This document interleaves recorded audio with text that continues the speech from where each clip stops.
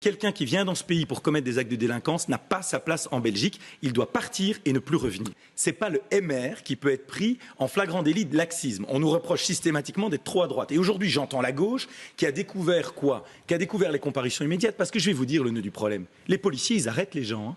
Mais le problème, c'est que certains doivent passer 5 ou 6 fois devant un juge pour être un jour condamnés. Les peines sont plus légères en Belgique qu'ailleurs. Par exemple, le trafic de drogue, c'est perpétuité en Angleterre. Là, vous parlez de la justice. Et nous, on vous demande s'il faut plus de policiers dans les rues, notamment. La Vivaldi avait tablé dans son programme. La réponse est oui. Okay. La seule chose que je mais vous on n'y dis... est pas arrivé. 1600 policiers de plus par an, on l'a pas fait. Mais si. C'est la seule chose que je dis. C'est qu'aujourd'hui, nous avons 336 policiers pour 100 000 habitants.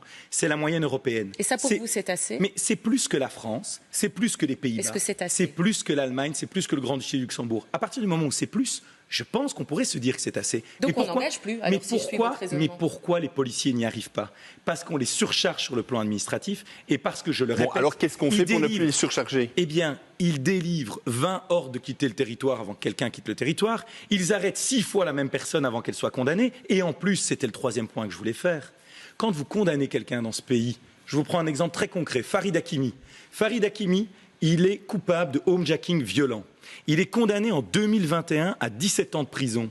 Est-ce que vous savez qu'il y a de ça un peu plus d'un mois, il a rencontré sa victime dans un restaurant de la région de Mons. C'est un argument, vous venez avec celui-là non-stop, mais on ne parle pas d'ici de comment est-ce qu'on va faire en sorte que les gens restent en prison, mais comment est-ce qu'on évite que des gens aient en prison, donc comment on s'attaque directement à la criminalité. Non, Madame Maheu, eh bien, vous savez quoi? Les policiers auront moins de travail le jour où les gens qu'ils arrêtent seront en prison et y restent. Parce qu'à partir du moment où toute une série de personnes... Donc construire de nouvelles prisons, ça va coûter plus cher. Non, pas se construire. Et ne soyez pas dans le rire, parce que ça n'est pas drôle.